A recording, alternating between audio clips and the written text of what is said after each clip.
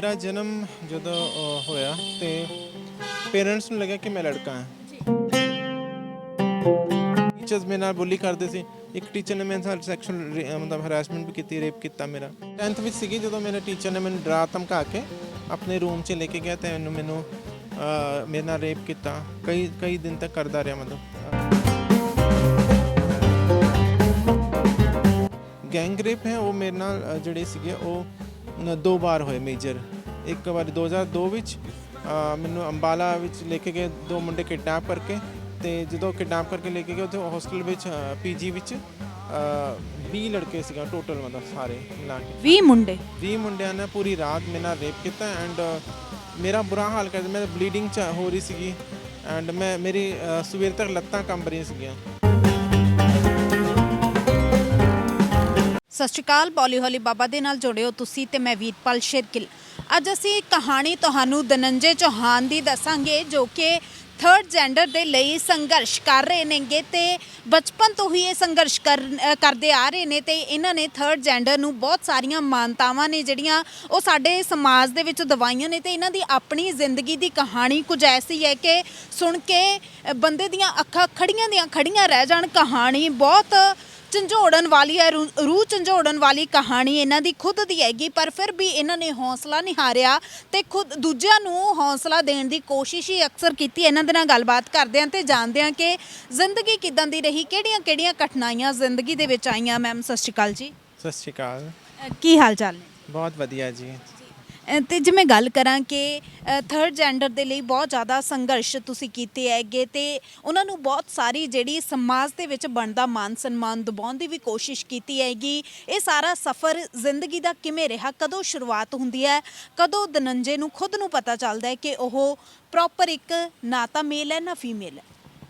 ਮੇਰਾ ਜਨਮ ਜਦੋਂ ਹੋਇਆ ਤੇ ਪੇਰੈਂਟਸ ਨੂੰ ਲੱਗਿਆ ਕਿ ਮੈਂ ਲੜਕਾ ਹਾਂ ਤੇ 1970 ਵਿੱਚ ਮੇਰਾ ਜਨਮ ਹੋਇਆ ਉੱਤਰਾਖੰਡ ਵਿੱਚ।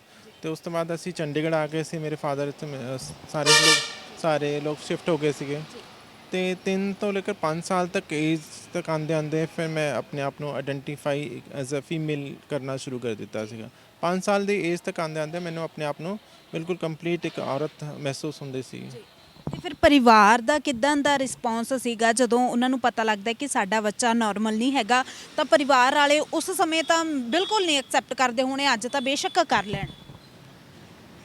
पेरेंट्स तो देखो पूत के पाँव पालने में नज़र आ जाते हैं ना, तो मेरे लगता कि पेरेंट्स को पता रहता है बट वो छुपाने की कोशिश करते हैं या वो डिस्कस नहीं करना चाहता। एक टैबू बनया है समाज विच ते उन्हों का बच्चा बिल्कुल नॉर्मल है या सीगा। एबनॉर्मलिटी जी है ना वो समाज की सोच विच है। I am in right gender but in wrong world. मैं बिल्कुल सही हाँ, मैनू कोई डिफिकल्टीज़ नहीं, मैनू तो बिल्कुल ठीक ठाक है। बट प्रॉब्लम कित्थे आती समाज की सोच नूं ते पेरेंट्स नूं तो बचपन तो पता होंदा लेकिन वो छुपाते हैं जी। ਤੇ ਜੇ ਮੈਂ ਗੱਲ ਕਰਾਂ ਕਿ ਫਿਰ ਜਦੋਂ ਪੇਰੈਂਟਸ ਨੂੰ ਪਤਾ ਚੱਲਦਾ ਤਾਂ ਫਿਰ ਉਹਨਾਂ ਦਾ ਵਿਵਹਾਰ ਕਿੱਦਾਂ ਦਾ ਸੀਗਾ? ਉਹ ਕਿੱਦਾਂ ਤੁਹਾਡੇ ਨਾਲ ਡੀਲ ਕਰਦੇ ਸੀਗੇ? ਪੇਰੈਂਟਸ ਲੁਕਾਉਣ ਦੀ ਕੋਸ਼ਿਸ਼ ਕਰਦੇ ਸੀ। ਪੇਰੈਂਟ ਮੈਨੂੰ ਹੀ ਡਾਂਟਦੇ ਸੀਗੇ ਕਿ ਤੂੰ ਆਪਣਾ ਬਿਹੇਵੀਅਰ ਠੀਕ ਕਰ ਲੈ, ਕੁੜੀਆਂ ਵਰਗਾ ਨਾ ਚੱਲੇ ਕਰ, ਬੰਦਿਆਂ ਵਿੱਚ ਬੈਠਿਆ ਕਰ। ਇਹ ਉਹ ਜਿੱਦਾਂ ਅਸੀਂ ਕਹਿੰਦੇ ਨੇ ਕੁੜੀਆਂ ਨੂੰ ਕਹਿੰਦੇ ਕਿ ਘਰ ਦੇ ਕੰਮ ਕਿਆ ਕਰ ਦੇਗਾ ਤੂੰ, ਮੁੰਡਿਆਂ ਵਿੱਚ ਬੈਠੀ ਰਹਿੰਦੀ ਆ, ਅੱਜ ਤੁਹਾਨੂੰ ਪਤਾ ਹੀ ਹੈ ਕਿੱਦਾਂ। ਸੋ ਮੈਨੂੰ ਵੀ ਇਹੀ ਕਿਹਾ ਲੇਕਿਨ ਉਹ ਕਦੇ ਕਹਿੰਦੇ ਕੁੱਤੇ ਦੀ ਪੂੰਛ ਕਦੀ ਵੀ ਠੀਕ ਸਿੱਧੀ ਨਹੀਂ ਹੁੰਦੀ ਹੈ।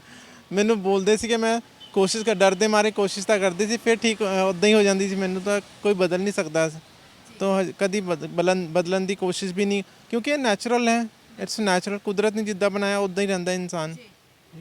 ਤੇ ਫਿਰ ਜਦੋਂ ਪੇਰੈਂਟਸ ਇਦਾਂ ਕਰਦੇ ਸੀ ਕਈ ਵਾਰ ਫਿਰ ਉਹਨਾਂ ਨੇ ਕੁੱਟਣ ਮਾਰਨ ਦੀ ਕੋਸ਼ਿਸ਼ ਕੀਤੀ ਜਾਂ ਨਹੀਂ?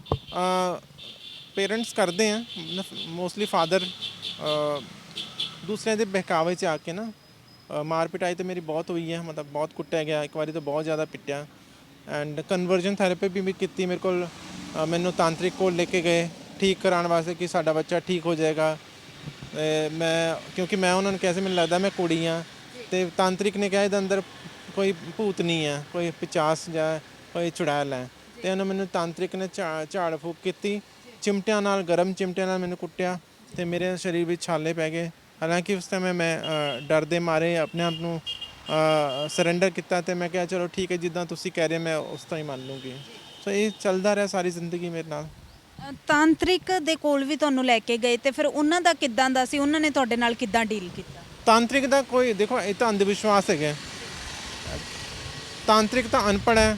ਅੱਜ ਕੱਲ੍ਹ ਪੜ੍ਹੇ ਲਿਖੇ ਡਾਕਟਰ, ਸਾਈਕੈਟਰਿਸਟ, ਅੱਛੇ ਖਾਸੇ ਡਾਕਟਰ ਵੀ ਨਹੀਂ, ਉਹਨਾਂ ਨੂੰ ਪਤਾ ਨਹੀਂ ਹੈ ਕਿ ਜੈਂਡਰ ਕੀ ਹੈ, ਜੈਂਡਰ ਰੋਲ ਕੀ ਹੈ, ਜੈਂਡਰ ਐਕਸਪ੍ਰੈਸ਼ਨ ਕੀ ਹੈ, ਸੈਕਸ ਕੀ ਹੈ, ਸੈਕਸ਼ੁਅਲਿਟੀ ਕੀ ਹੈ।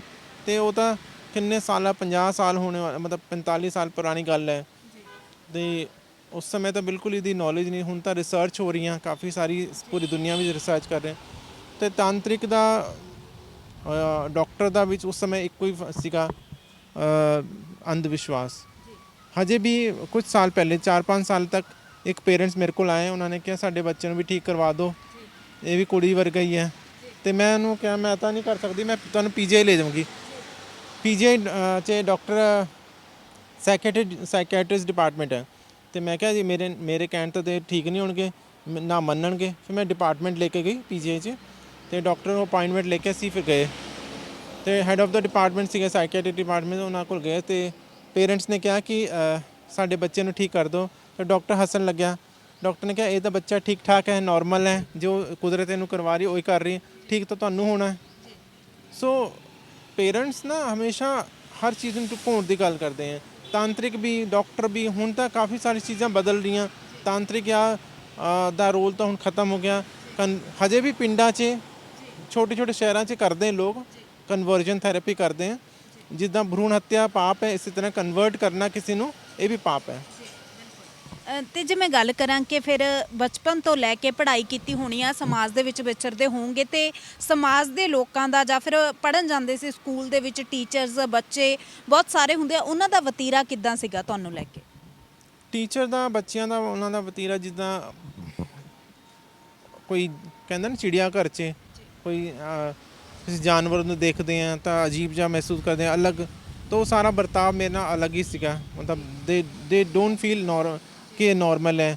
ਉਹਨਾਂ ਨੂੰ ਲੱਗਦਾ ਸੀ ਅਬਨੋਰਮਲ ਹੈ। ਬਟ ਸ਼ਾਇਦ ਉਹ education, lack of education, lack of information, ਇਹਦੇ ਕਰਕੇ ਉਹਨਾਂ ਨੂੰ ਲੱਗਦਾ ਸੀ ਕਿ ਇਹ ਅਲੱਗ ਹੈ। ਬੁਲੀ ਹੁੰਦੀ ਸੀ, ਹਰਾਸਮੈਂਟ ਹੁੰਦਾ ਸੀ, ਡਿਸਕ੍ਰਿਮੀਨੇਸ਼ਨ ਕਰਦੇ ਸੀ, ਟੀਚਰਸ ਮੇਰੇ ਨਾਲ ਬੁਲੀ ਕਰਦੇ ਸੀ। ਇੱਕ ਟੀਚਰ ਨੇ ਮੇਰੇ ਨਾਲ ਸੈਕਸ਼ੂਅਲ ਮਤਲਬ ਹਰਾਸਮੈਂਟ ਵੀ ਕੀਤੀ, ਰੇਪ ਕੀਤਾ ਮੇਰਾ। ਤੇ ਟੀਚਰ ਨੇ ਰੇਪ ਕਰਨ ਦੀ ਕੋਸ਼ਿਸ਼ ਕੀਤੀ ਤੁਹਾਡੇ? ਹਾਂ ਬਿਲਕੁਲ। ਮੈਂ 10th ਵਿੱਚ ਸੀਗੀ ਜਦੋਂ ਮੇਰੇ ਟੀਚਰ ਨੇ ਮੈਨੂੰ ਡਰਾ ਧਮਕਾ ਕੇ ਆਪਣੇ ਰੂਮ 'ਚ ਲੈ ਕੇ ਗਿਆ ਅਤੇ ਮੈਨੂੰ ਮੇਰੇ ਨਾਲ ਰੇਪ ਕੀਤਾ। ਕਈ ਦਿਨ ਤੱਕ ਕਰਦਾ ਰਿਹਾ, ਮਤਲਬ ਮੈਨੂੰ ਬੁਲਾਉਂਦਾ ਰਿਹਾ। ਐਂਡ ਮੈਂ ਡਰਦੇ ਮਾਰੇ, ਸਿਰਫ ਇਸ ਕਰਕੇ ਕਿ ਮੈਨੂੰ ਫੇਲ ਨਾ ਕਰ ਦੇ। ਸੋ ਉਹਦੀ ਮੈਂ ਫਿਰ ਉਹ ਝੇਲਦੀ ਰਹੀ, ਉਹਦੇ ਜਿਹੜੇ ਜ਼ੁਲਮ ਸੀਗੇ। ਇਦਾਂ ਦਾ ਕਦੇ ਕੁਝ ਫਿਰ ਵੀ ਹੋਇਆ ਜ਼ਿੰਦਗੀ ਦੇ? ਟੀਚਰਸ ਤੋਂ ਤਰਫ ਤੋਂ ਨਹੀਂ ਹੋਇਆ। ਮਤਲਬ ਟੀਚਰ ਮੇਰੇ 9th 10th ਵਿੱਚ ਹੀ ਜਿਹੜੇ ਸੀਗੇ ਉਹੀ ਸੀਗਾ ਬਸ। ਉਸ ਤੋਂ ਬਾਅਦ ਤਾਂ ਨਹੀਂ ਹੋਇਆ। ਉਸ ਤੋਂ ਬਾਅਦ ਜਿਹੜੇ ਵੀ ਹੋਏ ਉਹ ਬਾਹਰੀ ਤਬਕੇ ਸੀ, ਜਿਹੜੇ ਬਾਹਰੀ ਲੋਕ ਸੀਗੇ ਅਨਨੋਨ, ਉਹਨਾਂ ਨੇ ਵੀ ਉਹਨਾਂ ਵੱਲੋਂ ਹੀ ਹੋਇਆ ਹੈ। ਕਿੰਨੀ ਵਾਰ ਜਿਹੜਾ ਰੇਪ ਦਾ ਸ਼ਿਕਾਰ ਹੋਣਾ ਪਿਆ? ਰੇਪ ਤਾਂ ਕਈ ਵਾਰੀ ਹੋਇਆ। ਜਿਹੜੇ ਇੰਡੀਵਿਜੂਅਲ 1 2 3 ਲੜਕੇ ਤਾਂ ਰੇਪ ਕਈ ਵਾਰੀ ਹੋਏ, ਲੇਕਿਨ ਗੈਂਗ ਰੇਪ ਹੈ ਉਹ ਮੇਰੇ ਨਾਲ ਜਿਹੜੇ ਸੀਗੇ ਉਹ 2 ਵਾਰ ਹੋਏ ਮੇਜਰ। ਇੱਕ ਵਾਰੀ 2002 ਵਿੱਚ ਮੈਨੂੰ ਅੰਬਾਲਾ ਵਿੱਚ ਲੈ ਕੇ ਗਏ 2 ਮੁੰਡੇ ਕਿਡਨੈਪ ਕਰਕੇ। ਅਤੇ ਜਦੋਂ ਕਿਡਨੈਪ ਕਰਕੇ ਲੈ ਕੇ ਗਏ ਉੱਥੇ ਹੋਸਟਲ ਵਿੱਚ ਪੀਜੀ ਵਿੱਚ 20 ਲੜਕੇ ਸੀਗਾ ਟੋਟਲ, ਮਤਲਬ ਸਾਰੇ ਮਿਲਾ ਕੇ 20 ਮੁੰਡਿਆਂ ਨੇ ਪੂਰੀ ਰਾਤ ਮੇਰੇ ਨਾਲ ਰੇਪ ਕੀਤਾ। ਐਂਡ ਮੇਰਾ ਬੁਰਾ ਹਾਲ ਕਰ ਦਿੱਤਾ। ਮੈਂ ਬਲੀਡਿੰਗ ਹੋ ਰਹੀ ਸੀਗੀ ਐਂਡ ਮੇਰੀ ਸਵੇਰ ਤੱਕ ਲੱਤਾਂ ਕੰਬ ਰਹੀਆਂ ਸੀਗੀਆਂ। ਅਤੇ ਜਦੋਂ ਮੈਂ ਉੱਠਣ ਦੀ ਕੋਸ਼ਿਸ਼ ਕੀਤੀ ਅਤੇ ਮੇਰਾ ਮਤਲਬ ਲੱਤਾਂ ਕੰਬਣ ਲੱਗੀ। ਉਹ ਮੈਂ ਜਦੋਂ ਵੀ ਯਾਦ ਕਰਦੀ ਹਾਂ ਮੇਰੀ ਰੂਹ ਕੰਬ ਜਾਂਦੀ ਕਿ ਉਹ ਕਿਵੇਂ ਉਹ ਰਾਤ ਮੈਂ ਕੱਟੀ ਹੋਣੀ, ਕਿਸ ਤਰ੍ਹਾਂ ਮੈਨੂੰ ਦਰਦ ਹੋਇਆ ਹੋਣਾ। ਮੇਰਾ ਮੂੰਹ ਬੰਦ ਕਰਕੇ ਬੰਦੂਕ ਦੀ ਨੋਕ ਵਿੱਚ ਰੇਪ ਕਰਦੇ ਰਹੇ। ਫਿਰ ਸਵੇਰੇ ਉੱਠ ਕੇ ਉਹਨਾਂ ਨੇ ਮੈਨੂੰ ਅੰਬਾਲਾ ਦੇ ਬੱਸ ਸਟੈਂਡ 'ਚ ਛੱਡ ਦਿੱਤਾ। ਤਾਂ ਉਹ ਹੋਇਆ। ਉਸ ਤੋਂ ਬਾਅਦ 2004 ਵਿੱਚ ਵੀ ਮੇਰਾ ਰੇਪ ਹੋਇਆ ਪੰਚਕੂਲਾ ਵਿੱਚ 8 ਸੈਕਟਰ ਵਿੱਚ। 8 ਮੁੰਡਿਆਂ ਨੇ ਮੈਨੂੰ ਪਹਿਲੇ ਮਾਰਿਆ, ਕੁੱਟਿਆ, ਰੇਪ ਕੀਤਾ। ਉਸ ਤੋਂ ਬਾਅਦ ਰੇਪ ਕਰਕੇ ਫਿਰ ਮੇਰੇ ਉੱਤੇ ਪਿਸ਼ਾਬ ਕਰਕੇ ਮੈਨੂੰ ਬੇਇੱਜ਼ਤ ਕੀਤਾ। ਸੋ ਇਹ ਸਾਰੀ ਚੀਜ਼ਾਂ ਜ਼ਿੰਦਗੀ ਵਿੱਚ ਮੇਰੇ ਹੁੰਦੀ ਨੇ। ਹਾਲਾਂਕਿ ਉਹ ਚੀਜ਼ਾਂ ਮੈਂ ਯਾਦ ਨਹੀਂ ਕਰਦੀ ਉਹਨਾਂ ਨੂੰ, ਕਿਉਂਕਿ ਮੇਰਾ ਮਨ ਫਿਰ ਦੁਖੀ ਹੋ ਜਾਂਦਾ। ਮੈਂ ਫਿਰ ਬੁਰੀ ਚੀਜ਼ਾਂ ਸੋਚਣ ਲੱਗਦੀ ਮੈਂ ਕਿ ਆਪਣੇ ਆਪ ਨੂੰ ਨਫ਼ਰਤ ਹੋਣੀ ਸ਼ੁਰੂ ਹੋ ਜਾਂਦੀ ਘਿਣ ਜਿਹੀ ਆਉਣ ਲੱਗ ਜਾਂਦੀ ਕਿ ਛੀ ਇੱਦਾਂ ਦੇ ਲੋਕ ਵੀ ਹੈਗੇ ਦੁਨੀਆ 'ਚ। ਹਾਲਾਂਕਿ ਉਸ ਸਮੇਂ ਮੈਨੂੰ ਇੱਕ ਇਨਸਾਨੀਅਤ 'ਤੇ ਇੱਕ ਨਾ ਹੁੰਦਾ ਭਰੋਸਾ ਉੱਠ ਗਿਆ ਸੀ ਕਿ ਆਦਮ ਜਾਤ ਤੋਂ, ਕਿ ਆਦਮੀ ਇੰਨੇ ਬੁਰੇ ਹੁੰਦੇ ਆ, ਇੰਨੇ ਬੁਰੇ। ਸੋ ਕਿੰਨੀ ਵਾਰ ਮਤਲਬ ਆਪਣੇ ਆਪ ਨੂੰ ਬੇਇੱਜ਼ਤ ਕਰਵਾਉਣਾ ਪਿਆ। ਫਿਰ ਮੈਂ ਸੋਚਿਆ ਨਹੀਂ ਹੁਣ ਬਹੁਤ ਹੋ ਗਿਆ, ਆਪਣੀ ਪਹਿਚਾਣ ਵਾਸਤੇ ਲੜਾਈ ਲੜਨੀ ਪੈਣੀ। ਫਿਰ ਮੈਂ ਪੜ੍ਹਨਾ ਲਿਖਣਾ ਹੋਰ ਸ਼ੁਰੂ ਕੀਤਾ ਆਪਣੇ ਆਪ ਨੂੰ, ਕਿਉਂਕਿ ਜੇ ਦੁਨੀਆ 'ਚ ਜੇ ਤੁਸੀਂ ਬਾਹਰ ਆਉਣਾ ਆਪਣੀ ਪਹਿਚਾਣ ਲੈ ਕੇ, ਤਾਂ ਤੁਹਾਨੂੰ ਪੜ੍ਹਿਆ ਲਿਖਿਆ ਵੀ ਹੋਣਾ ਜ਼ਰੂਰੀ ਹੈ। ਕਿਉਂਕਿ ਹਜ਼ਾਰਾਂ ਸਵਾਲ ਤੁਹਾਨੂੰ ਪੁੱਛਣਗੇ, ਜਿਸ ਤਰ੍ਹਾਂ ਤੁਸੀਂ ਲੋਕ ਪੁੱਛ ਰਹੇ ਹੋ ਉਸ ਤਰ੍ਹਾਂ ਹਜ਼ਾਰਾਂ ਲੋਕ, ਮੇਰਾ ਕਿੰਨੇ ਇੰਟਰਵਿਊ ਹੋ ਚੁੱਕੇ, ਕਿੰਨੇ ਸਾਰੀ ਚੀਜ਼ਾਂ, ਹਜ਼ਾਰਾਂ ਸਵਾਲ ਮੀਡੀਆ ਤੋਂ ਇਲਾਵਾ ਦੁਨੀਆ ਪੁੱਛੇਗੀ। ਤੇ ਮੈਨੂੰ ਆਪਣੇ ਆਪ ਨੂੰ ਪਹਿਲੇ ਐਮਪਾਵਰ ਕਰਨਾ ਪਏਗਾ ਪੜ੍ਹਾਈ ਲਿਖਾਈ ਨਾਲ। ਸੋ ਉਹ ਮੈਂ ਕੀਤਾ ਆਪਣੀ ਜ਼ਿੰਦਗੀ ਵਿੱਚ। ਫਿਰ ਜਦੋਂ ਮੈਂ ਆਪਣੀ ਪਹਿਚਾਣ ਨਾਲ ਬਾਹਰ ਆਈ, ਸੁਪਰੀਮ ਕੋਰਟ ਦੀ ਜਜਮੈਂਟ 15 ਅਪ੍ਰੈਲ 2014 ਵਿੱਚ ਜਦੋਂ ਜਜਮੈਂਟ ਆਈ, ਉਸ ਤੋਂ ਬਾਅਦ ਮੈਂ ਆਪਣੀ ਪਹਿਚਾਣ ਨਾਲ ਬਾਹਰ ਆਈ ਐਂਡ ਕੌਨਫੀਡੈਂਸ ਹੋਇਆ, ਆਪਣੇ ਆਪ ਨੂੰ ਗਰਵ ਹੋਇਆ ਮਹਿਸੂਸ ਹੈ ਕਿ yes I am a transgender and I am proud on that, ਕਿ ਮੈਂ ਰੱਬ ਕਰੇ ਮੈਨੂੰ ਜਦੋਂ ਵੀ ਜਨਮ ਦੇ ਤੇ ਮੈਨੂੰ ਟਰਾਂਸਜੈਂਡਰ ਬਣਾਏ। ਕਿਉਂਕਿ ਆਈ ਫੀਲ ਵੈਰੀ ਕੰਫਰਟੇਬਲ, ਮੈਨੂੰ ਲੱਗਦਾ ਮੈਂ ਦੋ ਜੈਂਡਰ ਨਾਲ ਜੀ ਰਹੀ ਹਾਂ and I feel both gender, ਮਤਲਬ ਦੋਨੋਂ ਜੈਂਡਰ ਫੀਲ ਕਰਦੀ ਹਾਂ। ਸੋ ਆਈ ਐਮ ਵੈਰੀ ਕੰਫਰਟੇਬਲ। ਤੁਸੀਂ ਕਿਹਾ ਕਿ ਜਦੋਂ ਵੀ ਮੇਰਾ ਜਨਮ ਹੋਵੇ ਕਿ ਇੱਕ ਟਰਾਂਸਜੈਂਡਰ ਦੇ ਰੂਪ ਦੇ ਵਿੱਚ ਹੋਵੇ, ਤੇ ਮੈਂ ਬਹੁਤ ਸਾਰੇ ਟਰਾਂਸਜੈਂਡਰਸ ਦੇ ਨਾਲ ਗੱਲਬਾਤ ਕੀਤੀ ਹੈ, ਉਹ ਕਹਿੰਦੇ ਨੇ ਕਿ ਕਦੇ ਵੀ ਕਿਸੇ ਨੂੰ ਜ਼ਿੰਦਗੀ ਇਹ ਨਾ ਮਿਲੇ, ਤੇ ਉਹਦੇ 'ਚ ਤੇ ਤੁਹਾਡੇ 'ਚ ਫਿਰ ਕੀ ਫਰਕ ਹੈ? नो, एक कुदरत का ही नियम है। दिन होती है, रात होती है, तो संध्या भी होती है। और संध्या इतनी खूबसूरत होती है, जैसे हम शाम को खड़े हैं ना, ये दिन और रात का कम्बिनेशन है। इसके बिना तो दिन और रात भी नहीं होते हैं। और जब आपके अंदर दोनों गुण होते हैं ना, आप दोनों को महसूस करते हो, तो दोनों ਨੂੰ ਮਹਿਸੂਸ ਕਰਨ ਦਾ ਇੱਕ ਅਜੀਬ ਖੁਸ਼ੀ ਹੁੰਦੀ ਹੈ। ਉਹ ਇਸ ਕਰਕੇ ਬੋਲਦੇ ਹਨ ਕਿਉਂਕਿ ਉਹਨਾਂ ਨਾਲ ਉਹ ਇੰਨੀ ਕੌਨਫੀਡੈਂਸ ਨਹੀਂ, ਉਹ ਆਪਣੇ ਆਪ ਨੂੰ ਹੀਨ ਭਾਵਨਾ ਨਾਲ ਦੇਖਦੇ ਐਂਡ ਪ੍ਰਾਊਡ ਫੀਲ ਨਹੀਂ ਕਰਦੇ। ਤੁਹਾਨੂੰ ਔਰਤ ਹੋਣ 'ਚ ਗਰਵ ਹੈ, ਕਿਸੇ ਨੂੰ ਪੁਰਸ਼ ਹੋਣ 'ਤੇ ਗਰਵ ਹੈ, ਮੈਨੂੰ ਟਰਾਂਸਜੈਂਡਰ ਹੋਣ 'ਤੇ ਗਰਵ ਕਿਉਂ ਨਹੀਂ ਹੋਏਗਾ, ਹੈ ਨਾ। ਮੈਨੂੰ ਪ੍ਰਾਊਡ ਹੈ and I feel very comfortable. ਮੈਨੂੰ ਤਾਂ ਕਦੋਂ ਵੀ, ਮੈਨੂੰ ਜਦੋਂ ਤੁਸੀਂ ਕੌਨਫੀਡੈਂਸ ਨਾਲ ਦੁਨੀਆ 'ਚ ਵਿਚਰਦੇ ਹੋ ਨਾ, ਨੋ ਡਾਊਟ, ਮਤਲਬ ਤੁਹਾਨੂੰ ਕੋਈ ਟੱਚ ਨਹੀਂ ਕਰ ਸਕਦਾ ਐਂਡ ਤੁਸੀਂ ਪੜ੍ਹੇ ਲਿਖੇ ਹੋ, ਹਰ ਸਵਾਲ ਦਾ ਜਵਾਬ ਦੇ ਸਕਦੇ ਹੋ। ਸੋ ਬੀ ਪ੍ਰਾਊਡ, ਜੋ ਵੀ ਤੁਸੀਂ ਹੋ ਆਪਣੇ ਆਪ ਨੂੰ ਪ੍ਰਾਊਡ ਫੀਲ ਕਰੋ।